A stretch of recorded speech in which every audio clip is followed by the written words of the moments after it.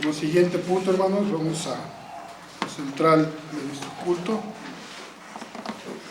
a la proclamación de la palabra, y vamos a abrir la lectura divina en el capítulo 14 del libro de los Romanos.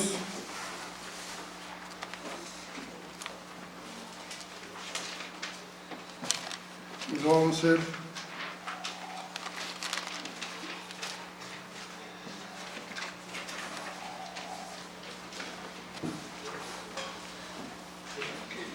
como siempre lo hacemos. Yo empiezo con el primero y ustedes siguen y hasta el final nos unimos. Nos ponemos de pie. Romanos capítulo 14.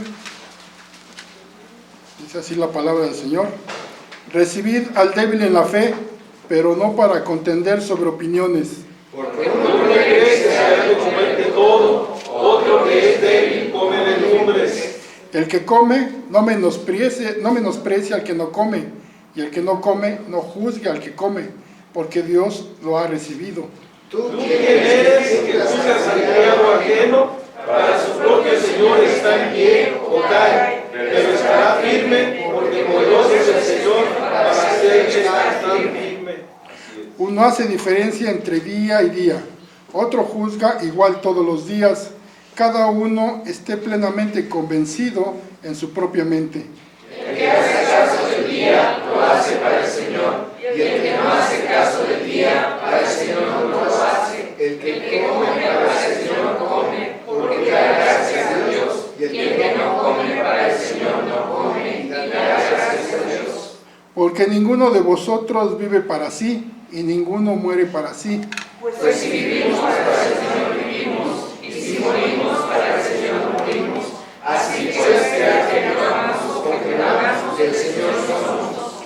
Porque Cristo para esto murió y resucitó, y volvió a vivir, para ser Señor así de los muertos como de los que viven. Pero tú, ¿por qué juzgas a tu hermano? O tú también, ¿por qué menosprecias a tu hermano? Porque todos comparecemos ante el tribunal de Cristo. Porque escrito está: vivo yo, dice el Señor, que ante mí se doblará toda rodilla, y toda lengua confesará a Dios. De manera que cada uno de nosotros dará a Dios cuenta de sí. Así que ya no nos juzguemos más los unos a los otros, sino más bien decir, no poner tropiezo u ocasión de caer al hermano.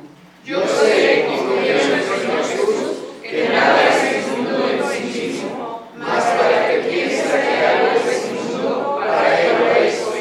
Pero si por causa de la comida tu hermano es contristado, ya no andas conforme al amor. No hagas que por la comida tuya se pierda aquel por quien Cristo murió. No sea pues vituperado vuestro bien. Porque el reino de Dios no es comida ni bebida, sino justicia, paz y gozo en el Espíritu Santo.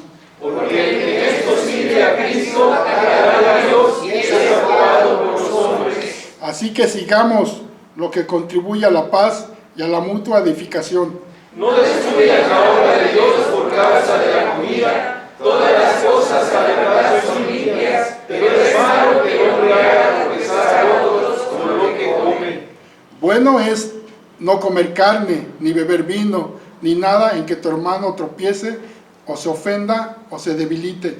Tienes tu fe, tenla para contigo delante de Dios. Bienaventurado el que no se condena a sí mismo en lo que aprueba. Pero el que duda sobre lo que come es condenado, porque no lo hace con fe, y todo lo que proviene de fe es pecado.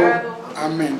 Respondamos con el himno Jehová es mi pastor, número 178. De la parte de consagración y vida cristiana, himno 178, Jehová es mi pastor.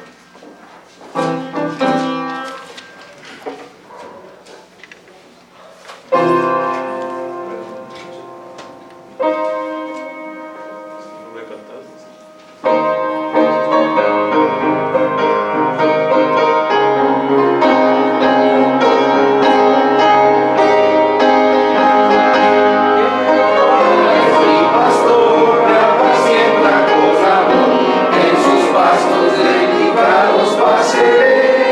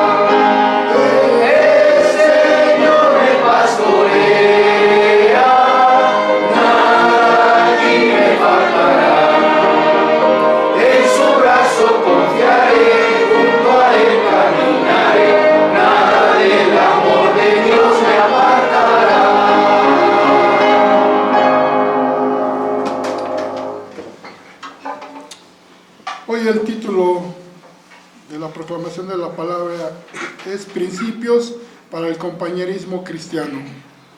Dejo a nuestro amado pastor y dispongámonos, estemos atentos a lo que el Señor tiene para con nosotros por medio de su siervo.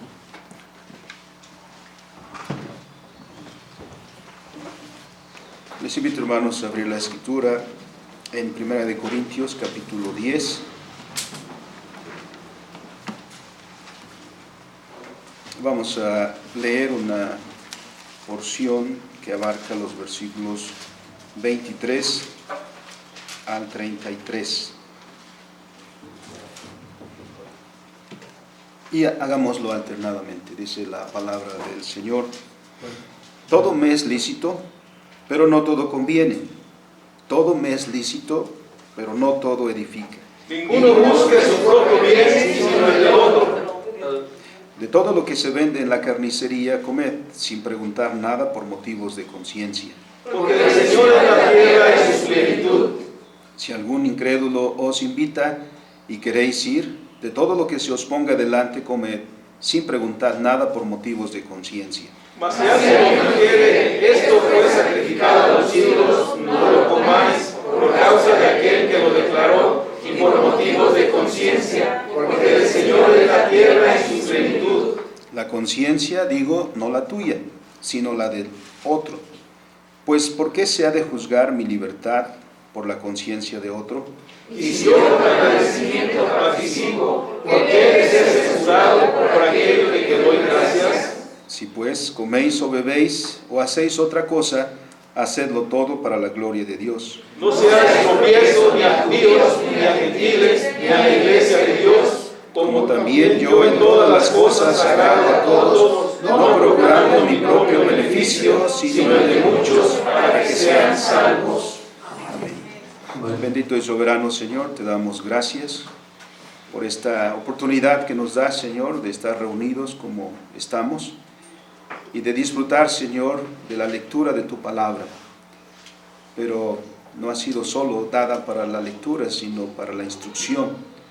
De manera, Señor, que cumpla su propósito en nosotros.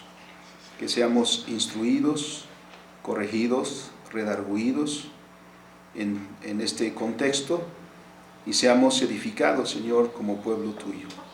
Sé con nosotros, Padre, te lo rogamos en Cristo nuestro Señor. Amén. Tomen sus lugares, amados hermanos.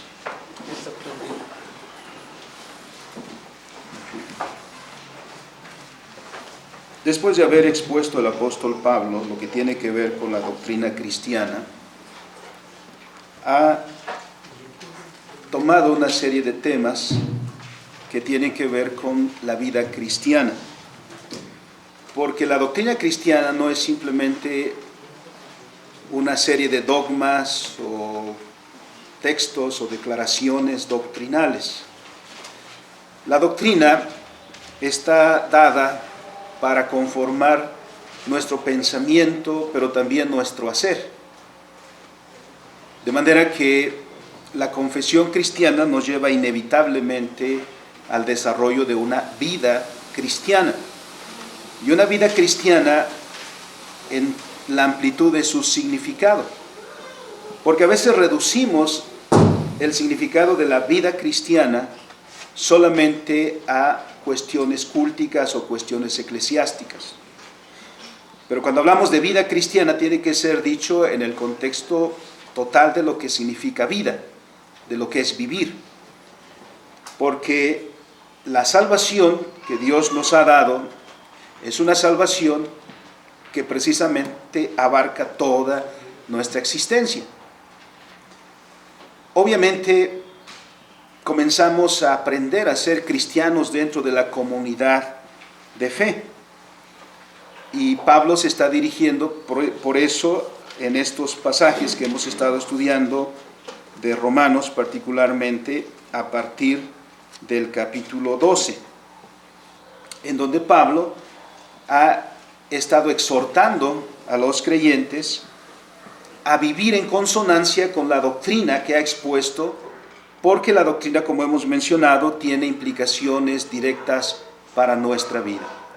Es decir, la doctrina cristiana no es algo que está para memorizar y repetir solamente, sino la doctrina cristiana que nos lleva a los principios de la palabra de Dios son principios para la vida, son principios que deben dar forma a nuestra existencia.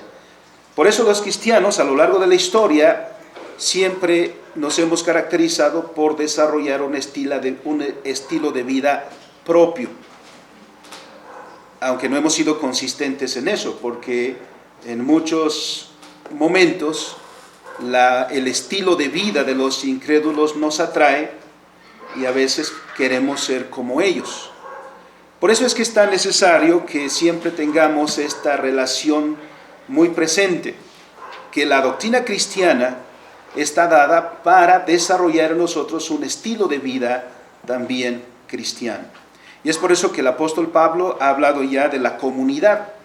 Somos una comunidad y debemos aprender a vivir en comunidad.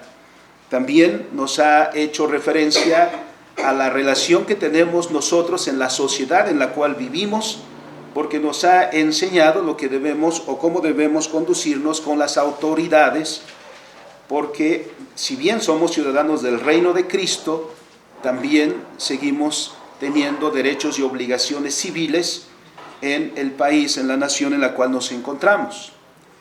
Y el ser cristianos no anula nuestros deberes civiles, al contrario, debemos desempeñarlos con mayor dedicación, sabiendo que Dios es el que ha establecido todas las cosas como son, y particularmente ahí todas las autoridades. Y ahora en el capítulo 14 también nos lleva a este punto acerca del compañerismo cristiano. Porque a lo largo de la historia, una de las cosas que continuamente amenaza la vida de la iglesia es la falta de amor entre hermanos, la falta de amor cristiano entre hermanos. Y esto es así porque los que conformamos la iglesia pues venimos de diversos lugares, de diferentes contextos. No todos somos iguales. Algunos con mayores estándares de educación, por ejemplo, educación profesional, otros no. Otros venimos de un medio urbano, otros de un medio rural, y hemos sido conformados en nuestra vida de diferente manera. Pero en Cristo Jesús somos traídos a conformar una sola comunidad que es la iglesia. Y aprender a vivir en comunidad, por supuesto que tiene sus desafíos. Hasta una familia, para que se armonice bien, enfrenta desafíos. Por eso es que hay discusiones entre los padres y los hijos. Eso es muy normal. Por eso es que hay discusiones entre hermanos también, porque estamos aprendiendo a vivir como familia, pero eso no quiere decir que no haya problemas.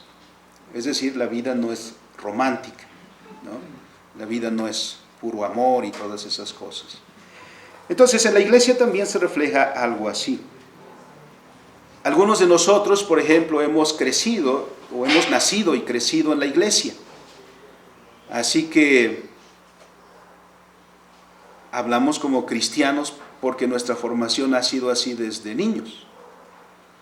Otros no. Otros han sido sumados al pueblo de Dios en el trayecto del tiempo.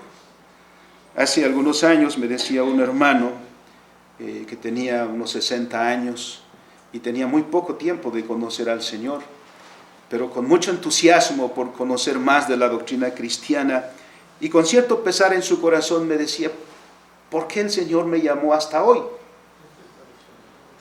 Yo veo a los jóvenes que planean y quieren hacer y quieren ir y quieren una serie de cosas. Dice, yo ya no puedo, estoy enfermo además. ¿Por qué el Señor me llamó hasta ahora? Esa pregunta no la puedo responder. Porque Dios añade a algunos en esa edad, a otros antes, a otros en su niñez, a otros en su juventud. Eso no lo sabemos porque eso está en la potestad de Dios. Pero eso se traduce precisamente en que algunos cristianos han alcanzado mayor madurez en la fe que otros. algunos adelantan en la fe a otros. Y entonces jamás se puede estandarizar a la iglesia, es decir, que todos tengamos el mismo conocimiento, que todos tengamos la misma conducta, que todos tengamos las mismas opiniones. Eso jamás se va a poder hacer. ¿Por qué? Porque siempre habrá gente nueva, siempre habrá nuevos hermanos. Y además, pues entre nosotros también hay a quienes les gusta estudiar y no solamente estudian cuando hay que estudiar, sino estudian porque ese es su anhelo. Ya vemos otros que no nos gusta estudiar, que no nos gusta la pensadera, ¿no? Es decir, abrimos un libro y en el siguiente párrafo ya nos dormimos. Es más eficaz eso que la televisión, ¿no? Entonces tenemos esas cuestiones ahí. Entonces, alguien que lee, porque como los hermanos de Berea, quiere saber, quiere aprender, quiere conocer más, pues aprenderá más, avanzará más. Y alguien que se queda con lo que escucha solamente, pues su crecimiento será menor. Y ahora, ¿cómo hacemos que estos se aceleren? No podemos hacerlo a la fuerza. Entonces, la iglesia siempre tiene estos elementos y que son un desafío entonces para el compañerismo cristiano. Recordemos que la iglesia de Jesucristo, que está en Roma, la cual está escribiendo el apóstol Pablo aquí, porque debemos tener el contexto. Esta iglesia de Roma estaba conformada por dos elementos: una parte judía, una parte gentil. Ahora, ¿eso qué significaba?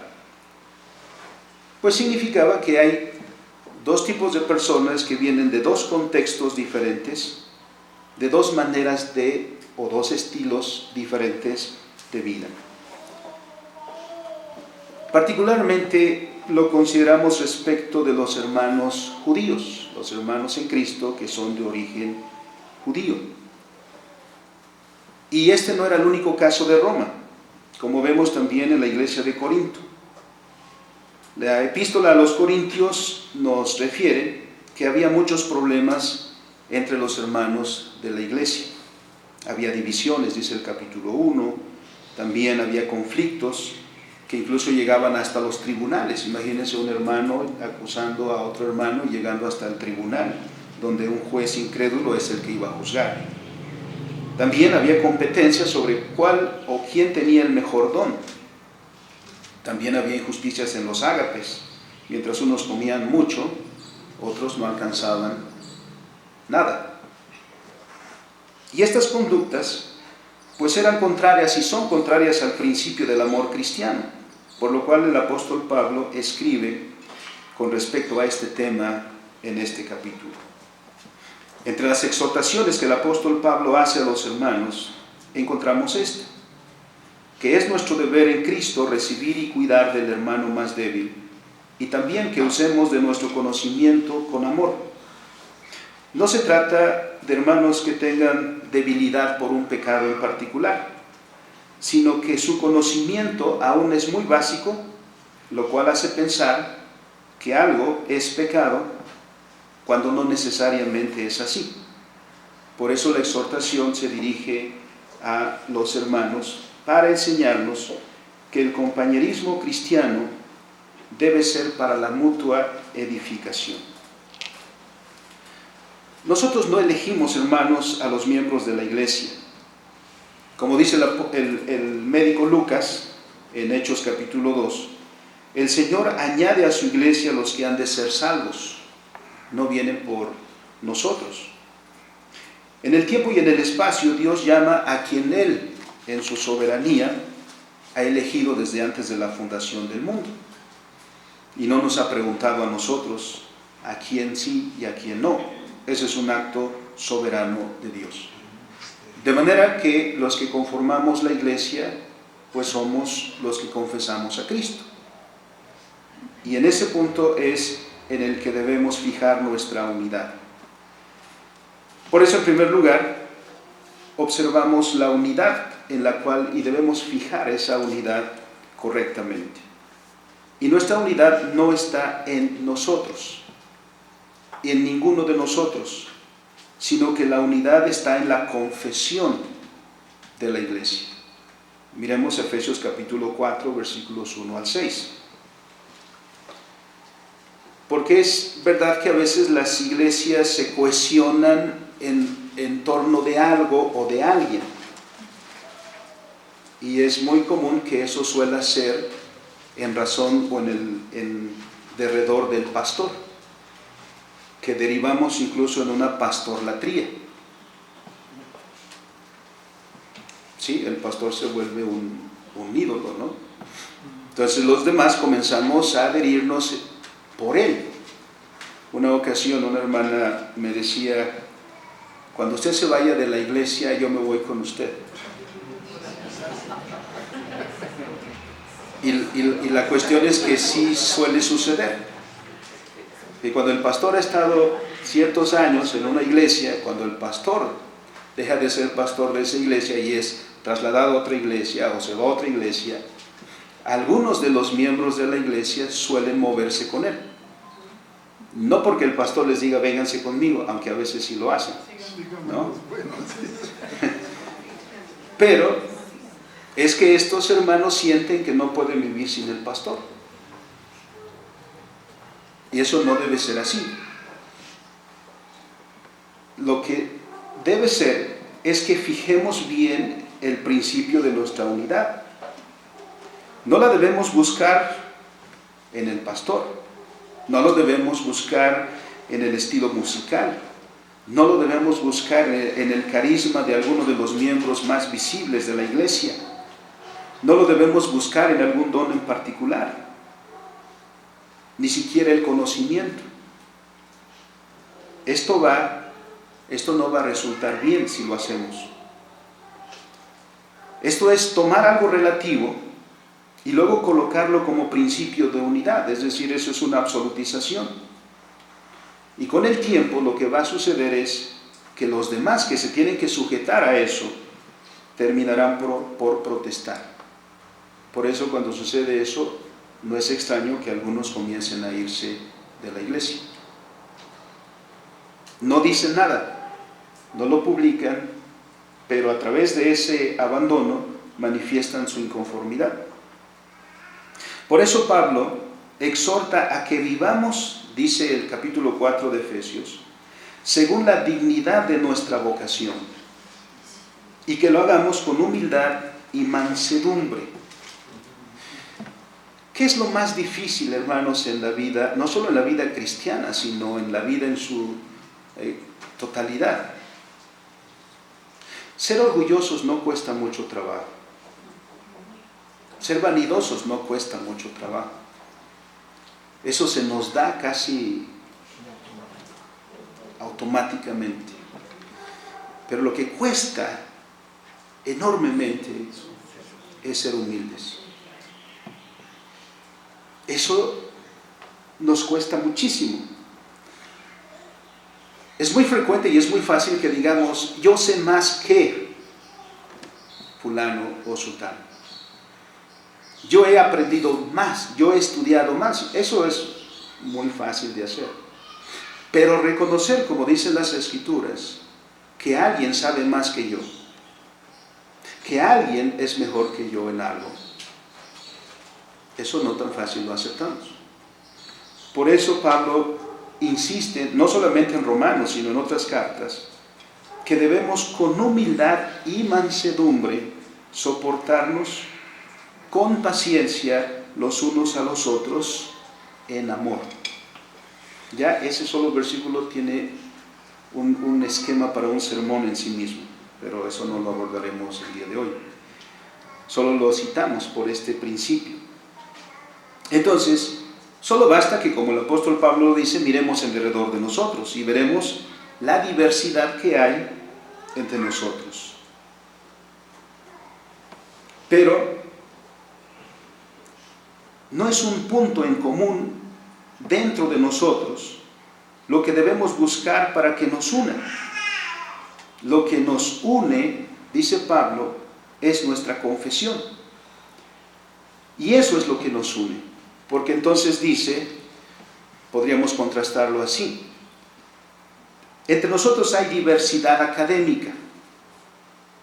Hay quienes estudiaron la secundaria, otros avanzaron más, otros tienen 2 doctorados, 2 maestrías. No es eso lo que nos une.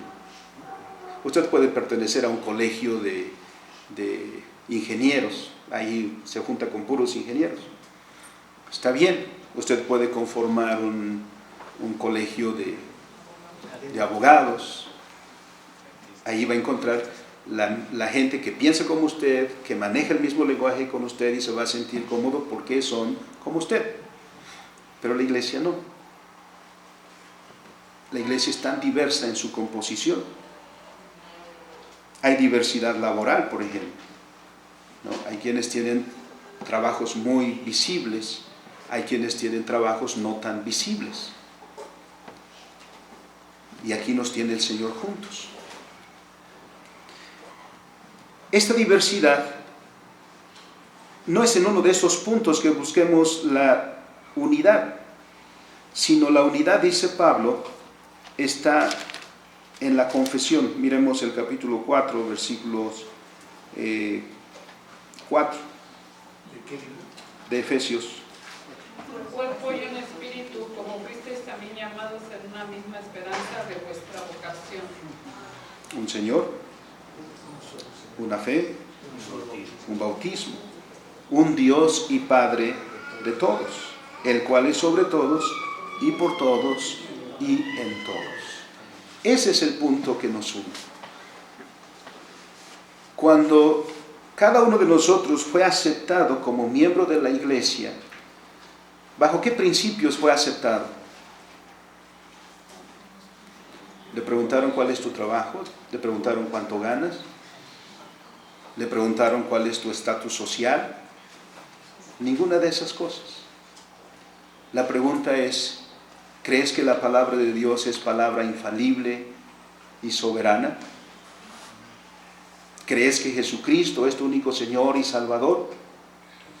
Fueron preguntas como estas, fueron preguntas confesionales, porque eso es lo que nos une, eso es lo que nos hace hermanos. Aquí es donde encontramos la unidad y no en ninguna otra parte. No debemos entonces equivocar el camino. Por eso Pablo, exhortando a los hermanos: os ruego que andéis como es digno de la vocación con que fuisteis llamados. Vivir en unidad, practicar la unidad, la comunión, es bajo este principio. Luego veremos la diversidad. Y Pablo dice, regresando a Romanos, que dentro de esta comunidad, versículo 1, recibid al débil en la fe. Recibid al débil en la fe. Como he mencionado, hay 2 grupos que conforman la iglesia, particularmente aquí en Roma. Uno son los judíos. Y esto por la referencia que hace después. Porque había problemas sobre si se debe comer algo o no, o si se debe observar un día o no. ¿Y de dónde viene eso? Si leemos bien el Antiguo Testamento, los judíos desde niños eran instruidos en la ley mosaica. Entre otras cosas, la ley mosaica establecía leyes sobre alimentación. Por ejemplo, se podía comer el borreguito, la ovejita, pero no se podía comer el cerdito. Entonces, para los judíos el cerdo es un alimento no permitido. Y así crecieron, entre otras cosas. También en la ley del Señor estaba establecido días específicos de celebración. Las 3 grandes fiestas judías tenían especificaciones sobre el tiempo, porque no eran fiestas que duraban un día. Las fiestas judías podían durar una semana y a veces más. Entonces estaban señalados todos estos tiempos en el Señor, y los judíos fueron formados así. Hasta el día de hoy, por ejemplo, un judío puede comerse un delicioso bistec, pero de postre nunca va a comer un helado después, porque los lácteos no se llevan con la carne roja.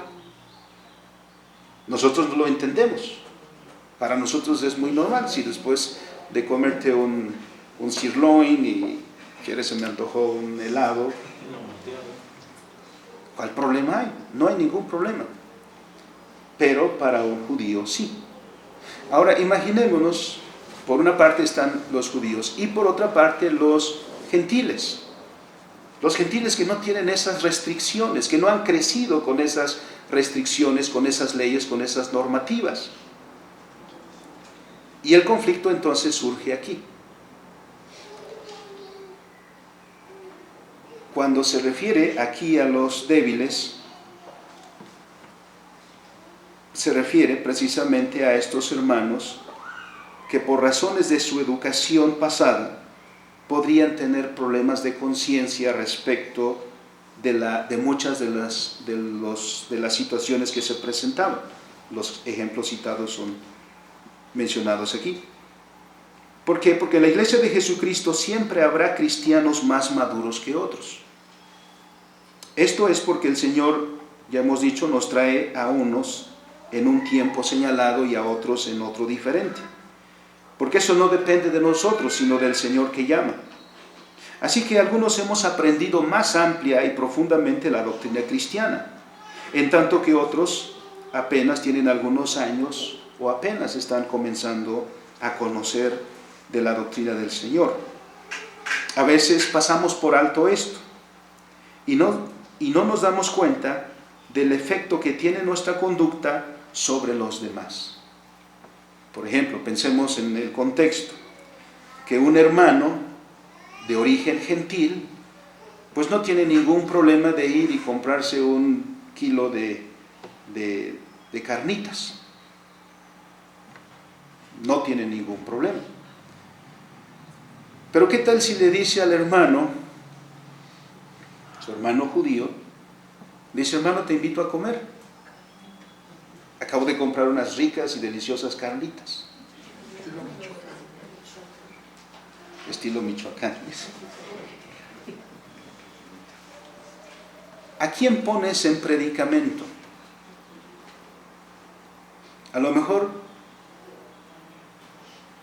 ves a tu hermano incierto, inseguro, dudando. A veces no tenemos el cuidado de saber su contexto y lo metemos en aprietos. Para nosotros no es ningún problema, pero él tiene problemas de conciencia. Él no está seguro si lo debe o no lo debe hacer, y por eso lo vemos titubear. Debemos tener ese contexto presente, porque cuando pasamos por alto eso y no nos damos cuenta del efecto que tiene nuestra conducta sobre los demás, podemos llegar a producir eso, y no porque haya una mala intención. Cabe decir que en nuestros tiempos se nos enseña que no nos debe interesar lo que piensen los demás de lo que hacemos, porque hasta hay un dicho que dice que no soy monedita de oro. Es decir, no ando por ahí tratando de caerle bien a todos, ¿no? Se nos enseña más bien a centrarnos en nosotros mismos. Y se nos enseña entonces que haz lo que tú quieras, no te importe lo que los demás piensen de ti. Pues aquí Pablo está diciendo algo contrario.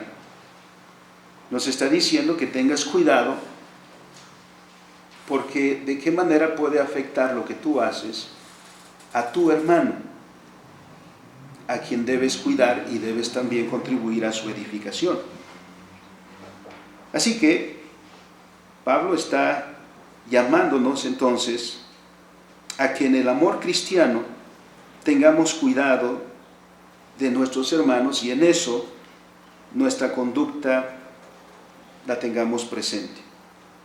Porque ¿qué es lo que está aquí en principio?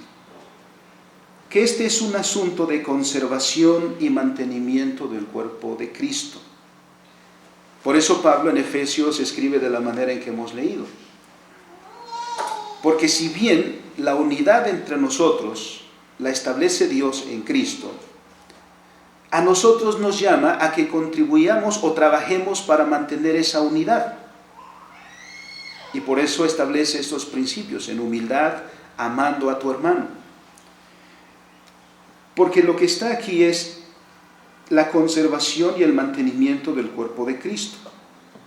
Y Pablo dice, los hermanos que han avanzado en el Evangelio, teniendo mayor conocimiento de la doctrina cristiana, deben aceptar a sus hermanos débiles. Porque en la iglesia no decimos, bueno, aquí aceptamos puro reformado, aquí aceptamos puro calvinista. Bueno, entonces pongámosle que aceptamos puro teólogo. ¿No? Aceptamos a los que el Señor traiga en esa confesión de los fundamentos de la fe cristiana. Nos corresponde a nosotros, y por eso Calvino llama, siguiendo a San Agustín, que la iglesia es la madre de los creyentes. ¿Qué significa eso? Que la iglesia trabaja para formar a esos hijos del Señor en conformidad a la palabra. Y por eso cuando hacemos énfasis en la doctrina, es para ese propósito. Para que los cristianos que confiesan a Cristo, eso es redundante, pero quiero hacerlo así, que confiesan al Señor Jesucristo como su Señor y Salvador, crezcan en el conocimiento de lo que eso implica. Porque no solamente es decir, creo en Cristo, sino qué implica para la vida esa confesión primaria. Y todo eso debe suceder en el contexto de amor, no de imposición.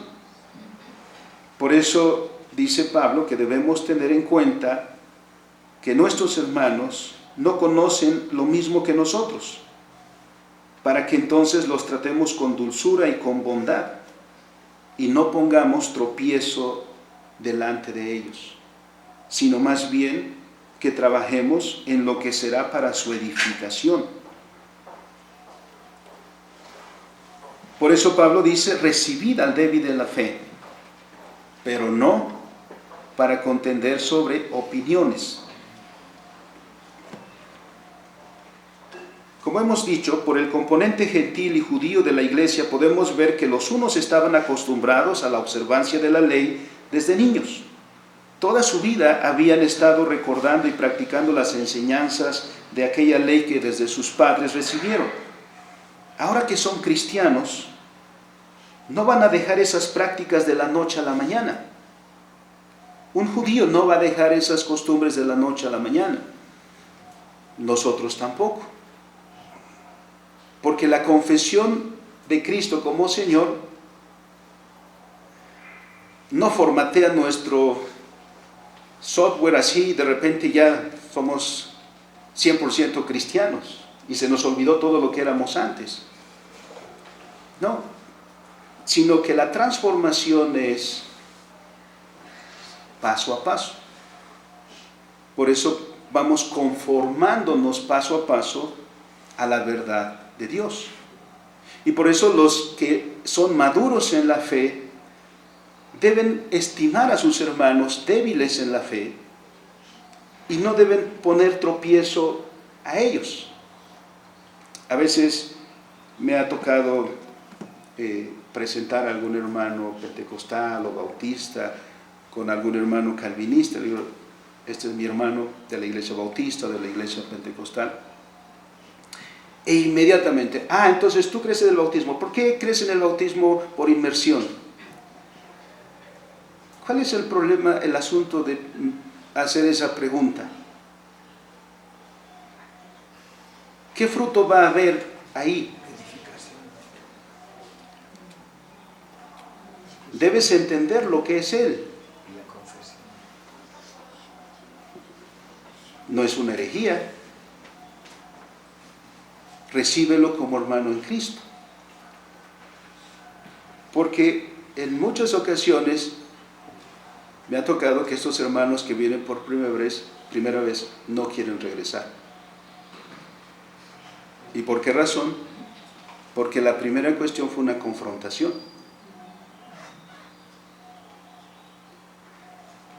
Si vas a edificar a tu hermano, entiéndelo, recíbelo y enséñale, pero enséñale con amor, no en una imposición.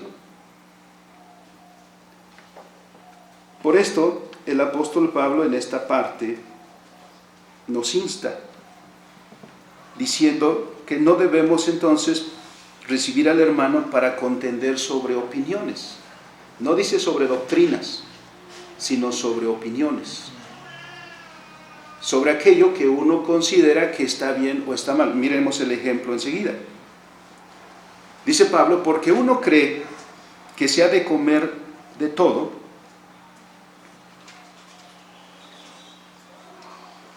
el otro, que es débil, come legumbres.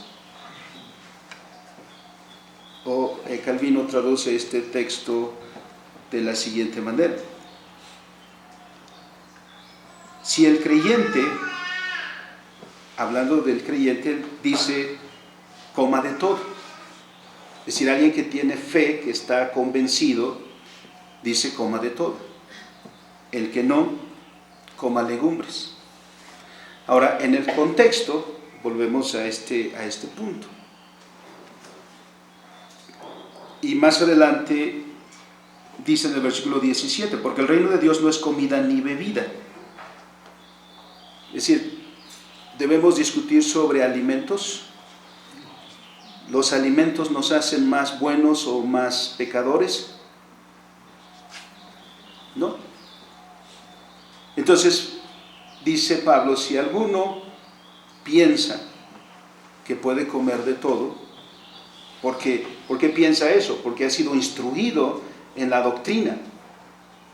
Y como dice en 1 Corintios 7, si alguno va al mercado y compra de la carnicería y sabe además que lo que se vende ahí ha sido, o posiblemente haya sido sacrificado a los ídolos, pero sabe que un ídolo no es, o no existe, o es nada, dice Pablo, con ese conocimiento que tienes, ve y compra, no hay ningún problema. Porque para ti no está causando ningún problema. Pero luego dice, pero si eso que haces, eso que vas a hacer, sacude la conciencia de tu hermano que es débil, entonces mejor no lo compres. Entonces mejor no hagas eso.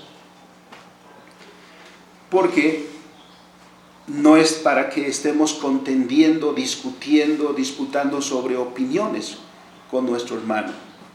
Eso no va a ser para edificación.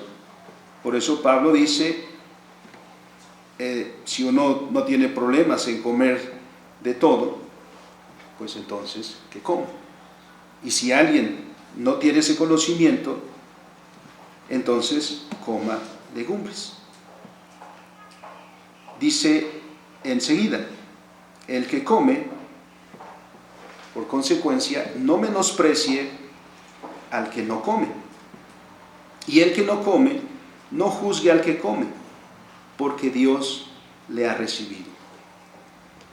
Esta es una exhortación para los dos. Y nos está diciendo que ambos debemos tratarnos con amor. Porque en la iglesia de Jesucristo siempre habrá cristianos, unos más maduros que otros. Como lo hemos dicho, esto es porque el Señor nos ha traído a su iglesia en diferentes tiempos, en diferentes momentos. La recepción de los débiles en la fe debe ser sin la intención de producir controversia con ellos sobre opiniones, porque debemos saber distinguir entre la doctrina, que es esencial, y los asuntos indiferentes. Porque como ya hemos dicho, debemos preservar la unidad de la iglesia sin renunciar a la verdad. Y aquí el apóstol no ha pretendido decir otra cosa, sino que debemos rehuir los asuntos que pueden molestar o perturbar a los más débiles y acerca de los cuales no posee aún la facultad de comprenderlos. Así que En este contexto, Pablo cita los ejemplos que hemos visto, este primero de la comida y después el de la diferencia de un día, dice el versículo 5. Uno hace diferencia entre día y día, otro juzga iguales todos los días, cada uno esté plenamente convencido en su propia mente. Por lo tanto, debemos tener el entendimiento mutuo. Para evitar el pecado de parte de unos como de parte de otros, en la manera que opinamos de la otra parte, porque cuando uno ve, y eso por experiencia propia, porque yo he dicho que no vengo de una iglesia bautista, presbiteriana, sino bautista. Y cuando vine a la iglesia presbiteriana y conocí a algunos presbiterianos, y en el contexto del seminario, algunos presbiterianos y reformados, teólogos y doctores, ¿cuál sería mi choque cuando vi que se echaban sus copitas?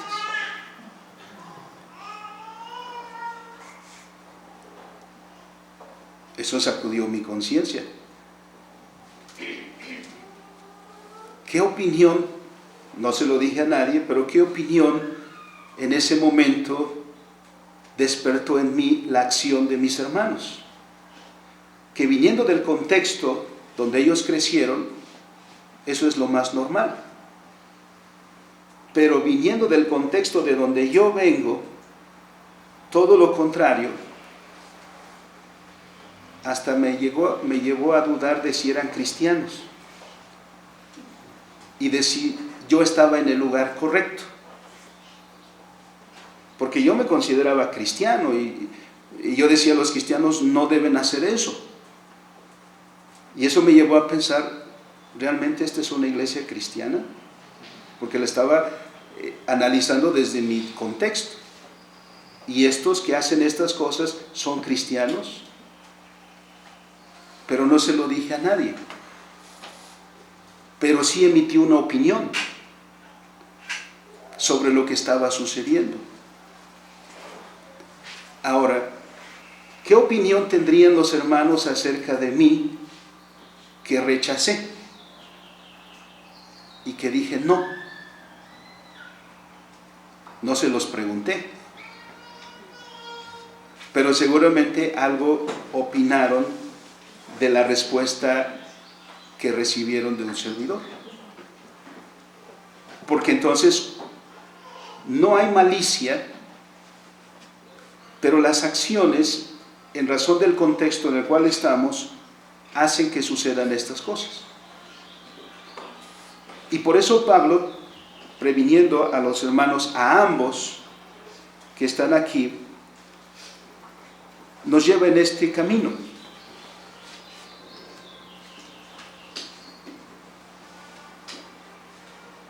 Que debemos tener el entendimiento mutuo. A los que son maduros o fuertes, Pablo les exige que no menosprecien a los débiles. Y a los débiles les recomienda no ser demasiado quejumbrosos respecto de sus hermanos, sino que debemos buscar, dice el versículo 17, la justicia, la paz y el gozo en el Espíritu Santo. Porque este es el principio de unidad. Y aquí debemos entonces entendernos mutuamente. Esto es porque suele suceder que los que están más firmes y decididos en la fe, por lo general tienden a desdeñar a quienes se detienen entre escrúpulos sin importancia, burlándose de ellos, y estos a su vez no dejan de juzgar temerariamente, considerando que es malo cuando ven nacer en desacuerdo con su propia opinión. Es decir, no hacen lo mismo que yo. Por eso también el apóstol Pablo nos lleva al versículo 4, diciendo: ¿quién eres tú para juzgar? Porque de ambos lados se están emitiendo juicios. Y entonces Pablo dice: ¿tú quién eres que juzgas al criado ajeno? Para su propio Señor está en pie o cae, pero estará firme, porque poderoso es el Señor para hacerle estar firme. El apóstol hace una pregunta: ¿tú quién eres para juzgar al criado ajeno? Esto se debe entender, habiendo dicho lo anterior, los versículos anteriores, porque de otra manera, lo que hemos hecho en ocasiones cuando se exhorta a alguien sobre algún caso de conducta que va en contra de los mandamientos del Señor, se suele decir: no debemos juzgar. Y ciertamente debemos hacerlo con cuidado. En el contexto se entiende que lo que Pablo quiere decir es que nadie tiene derecho para ordenarle lo que debe o no debe hacer el hermano, porque él no está obligado a vivir según tu parecer. Es decir, yo no soy quien para imponerle mi opinión personal sobre alguna situación a alguien, para imponerle mi estilo de vida a alguien particularmente. Porque cada uno de nosotros responde al conocimiento de la palabra de Dios. Es la voluntad de Dios la que va a ir normando nuestra vida. Volvemos a Romanos 12:2. Ese es el principio. Dice Pablo: no os conforméis a este siglo, sino transformaos por medio de la renovación de vuestro entendimiento. Entonces, una persona transforma su vida o dirige su vida en razón de aquello que considera que es verdad. Por eso es que la enseñanza es la que va transformando y va moldeando a la persona. Y ese es el principio que debemos observar. No el querer que los demás hagan lo mismo que yo hago, porque a mí me parece que así debe ser. Hay libertad para las cosas indiferentes. Si alguien quiere comer algo, que lo coma. Si está seguro y no tiene problemas de conciencia, si no tiene dudas, que lo coma. Pero no juzgue al que no come, porque no eres dueño de él. Ninguno de nosotros es dueño de nadie. El pastor no es dueño de la grey, ni ninguno de nosotros tiene el derecho de imponer su punto de vista sobre el otro. Lo que es normativo para toda nuestra vida y es regla de vida es la Escritura, es la palabra de Dios. Así que por eso siempre hay lugar para la libertad cristiana. Entonces, Calvino dice: el poder de juzgar nos está prohibido, tanto en lo que se relaciona con la persona como con los hechos.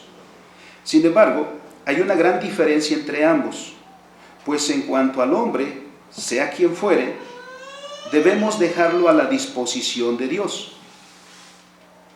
Pero en cuanto a las obras o hechos, sí debemos juzgarlos, mas no por nuestros propios criterios, sino según la sabiduría de la palabra de Dios. Por eso la disciplina cristiana se centra en los hechos, no en las opiniones. Porque ¿cuál es la razón que alguien tiene para hacer algo? Eso está en su corazón. Y yo no sé juzgar los corazones. Dejémosle eso a Dios. Pero lo que sí tenemos es una regla con la cual mirar los hechos. Y dice Calvino: pero no lo hacemos por lo que a nosotros nos parece que es bueno o no. No ponemos nuestro propio criterio, sino debemos hacerlo según la sabiduría de la palabra de Dios. Lo que Pablo quiere evitarnos es la temeridad de juzgar, como muchos lo hacen sin tener en cuenta la palabra de Dios. Por eso en cuando hablamos de la teoría de las esferas y de la autoridad, por ejemplo, la autoridad se limita por el oficio. Un servidor, en este contexto, la autoridad que tiene es autoridad eclesiástica. Eso lo limita. Fuera de eso, no. Por eso un servidor no puede transgredir los lineamientos o las esferas que Dios ha puesto. El pastor no puede ir a la casa de ustedes, por ejemplo, a decirles qué es lo que tienen que hacer. Porque en la casa, ¿quién tiene la autoridad? ¿Cómo educan a sus hijos? Esa es responsabilidad de los padres, no del pastor. Entonces, diferenciando esa cuestión, también sabemos entonces cómo debemos juzgar. Y Pablo va más todavía adelante, en esas palabras muy conocidas de este capítulo 14. Ninguno de nosotros vive para sí, ni ninguno muere para sí. Pues si vivimos, para el Señor vivimos, y si morimos, para el Señor morimos. Así pues, sea que vivamos o que muramos, del Señor somos.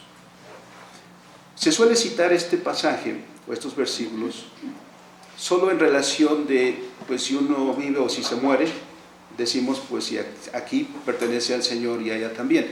Pero en el contexto en el cual está, quiere decir que tu vida le pertenece a Dios. Y la manera en que vives, por lo tanto, se debe definir por esa pertenencia. De manera que lo que hagas debe estar justificado o lo debes justificar por esa pertenencia. Que tú estés seguro que debes o puedes hacer lo que haces por esa pertenencia a Dios. Porque en muchas razones no hacemos eso. Sino yo hago lo que se me apetece. Y no me detengo a pensar si está en concordancia con la voluntad de Dios. Lo hago solo porque se me da la gana. Y ese no es el principio que norma nuestra vida. Si vivimos, para el Señor vivimos. ¿Y qué es lo que dice en Corintios donde leímos? Porque lo dice en otras palabras. Ahí dice, si comes, si bebes y cualquier otra cosa que hagas, en otras palabras, tu vida, ¿a quién le pertenece? A Dios. Entonces, si vives, entonces come, bebe y haz todo lo que haces en esa relación de pertenencia con Dios, porque le perteneces a Dios. Ese es el principio normativo. Y si morimos, también le pertenecemos a Dios. Luego entonces, esa es la norma, no el capricho de nadie, no la opinión particular de alguien. Porque incluso cuando el pastor, hermanos, exhorta o el consistorio exhorta, ¿qué es lo que debe hacer? Así dice el Señor.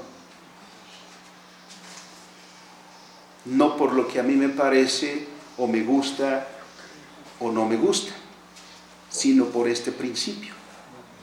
Porque dice, es en el Señor. Entonces Pablo está diciendo, ¿quién eres tú para juzgar a tu hermano? Además, fíjese cómo lo dice, tu hermano.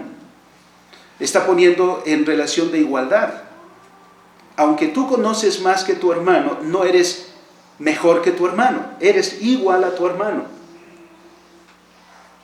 Entonces, en esta relación respeta a tu hermano, ama a tu hermano y busca la edificación de tu hermano, porque la edificación es esta, y como referimos al principio de Romanos 12:2, necesita entender lo que Dios quiere para poder entonces luego hacer lo que Dios quiere.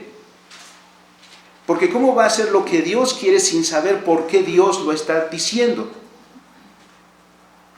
Es entonces que haremos algo que parece cristiano, pero que no lo es porque no está en la rendición del corazón a Dios. En nuestro país, por ejemplo, mucha gente tiene costumbres cristianas, pero no significa que sea cristiano.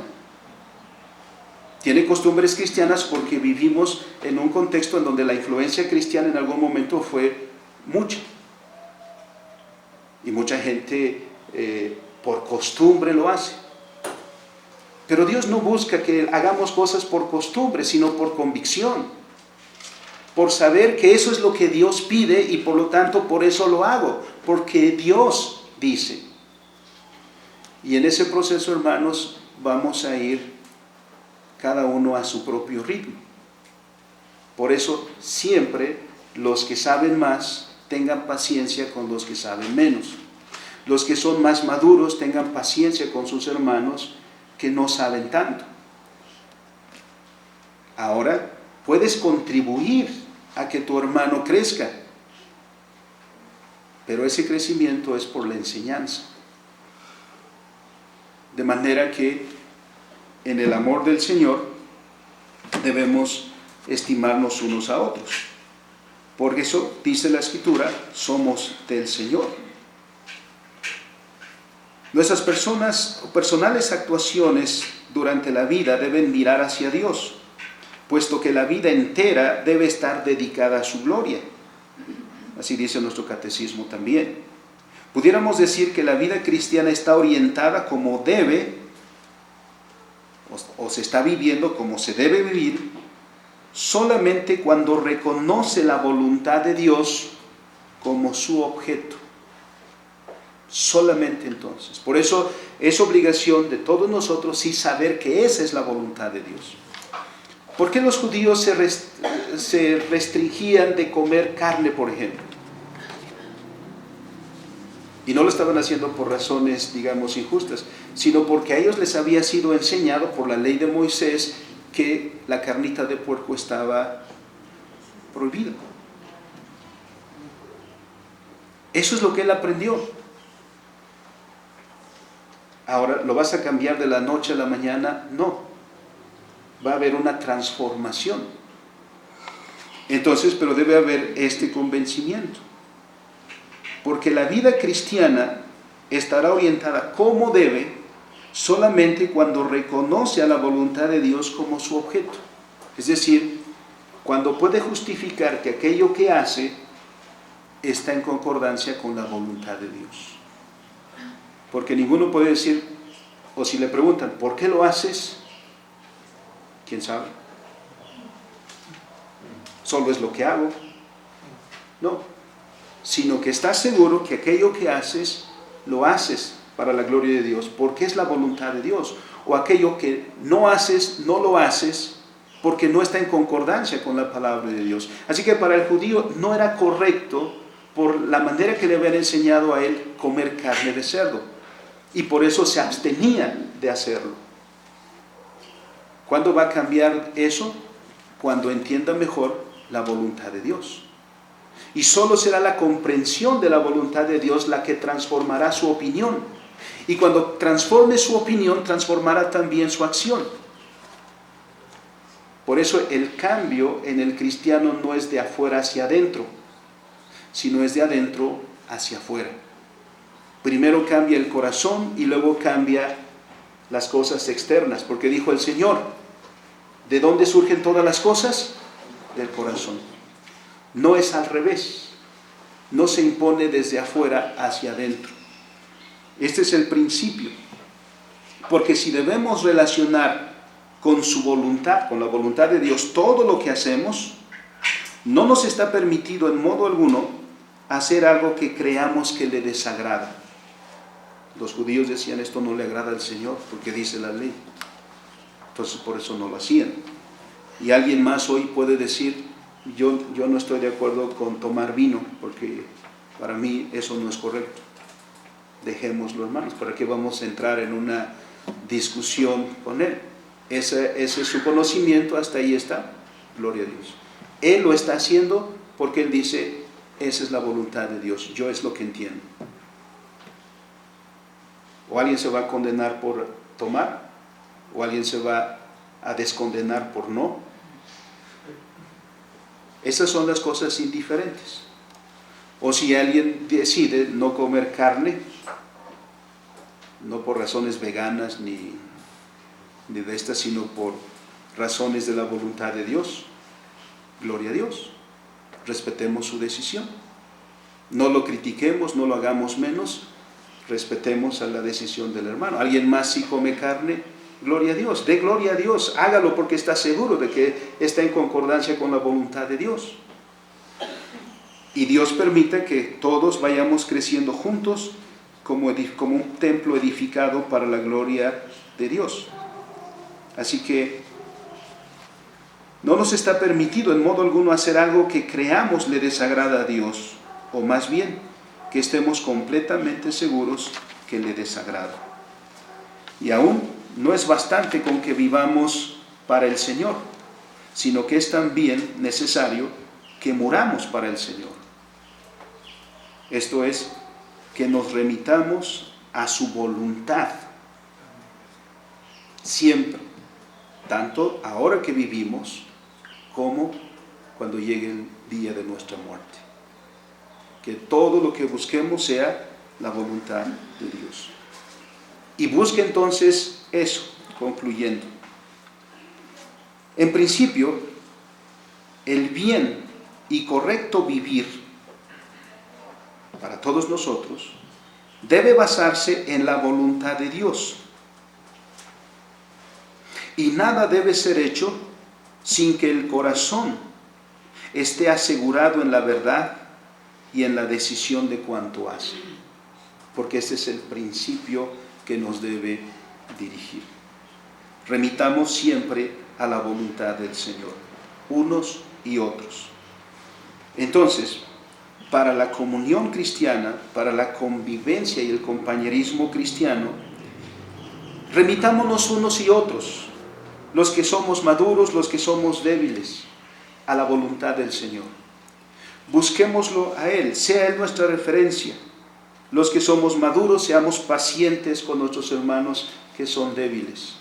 Los que son débiles, no sean tan quejumbrosos con sus hermanos, sino busquémonos en esa búsqueda de la voluntad del Señor, para que nuestra vida sea conformada, porque si vivimos, entonces para el Señor vivimos. Eso quiere decir, conformemos toda nuestra voluntad y nuestro comer y nuestro beber y cualquier otra cosa sea en consonancia de la voluntad de Dios, porque a Él es al que le pertenecemos. El hermano que es fuerte no piense que es su opinión la que debe gobernar el corazón de su hermano débil. Y el hermano débil no debe pensar que por su debilidad se debe regir el hermano fuerte. Cada uno en su situación propia. Porque la unidad no está, dijimos, en un elemento nuestro, sino en Cristo y en su palabra. Y eso es lo que nos debe normar.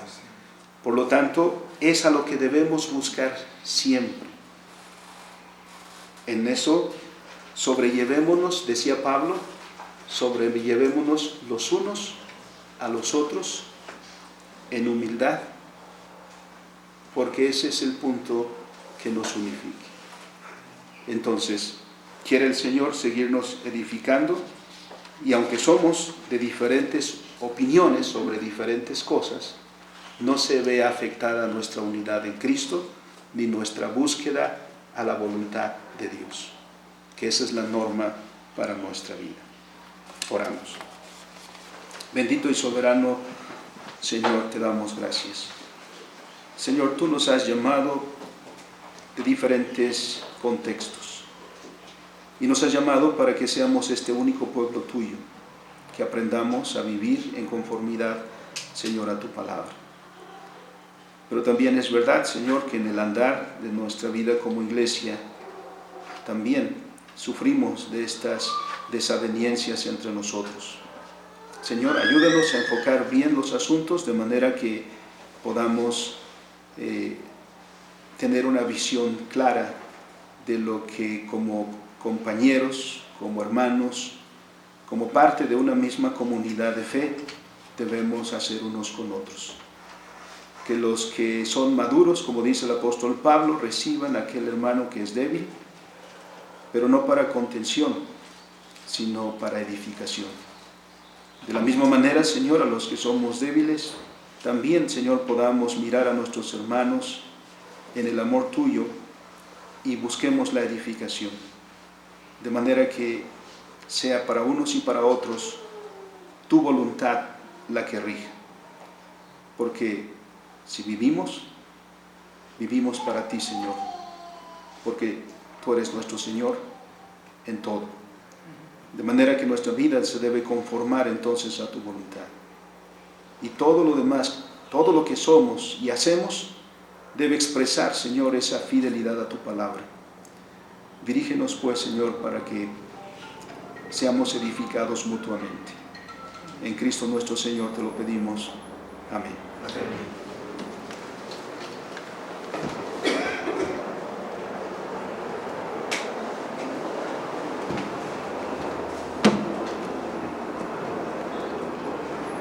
Respondamos, hermanos, con